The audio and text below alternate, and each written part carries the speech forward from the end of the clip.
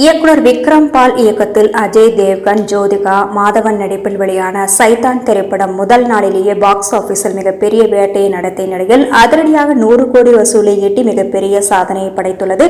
மும்பையில் பிறந்து வளர்ந்த ஜோதிகா முதலில் அறிமுகமானது ஹிந்தி படத்தில் தான். டோலி சாஜா கே ராக்னா எனும் படத்தில் நடித்த அவர் அதன் பின்னர் தமிழில் அஜித்தின் வாலி படத்தில் நடித்த நிலையில் தமிழ் சினிமாவில் லீடு ஹீரோயினாக மாறினார். மீண்டும் மும்பைக்கு சென்றுள்ள ஜோதிகா 25 ஆண்டுகளுக்கு பிறகு சைதான் படத்தின் மூலம் பாலிவுட்டில் என்ட்ரி கொடுத்துள்ளார்.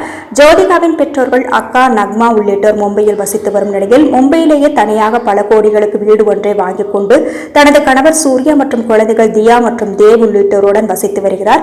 அதே சமயம் ஹிந்தி படங்களில் அடுத்தடுத்து வாய்ப்புகளை பெற்று நடித்து வருகிறார்.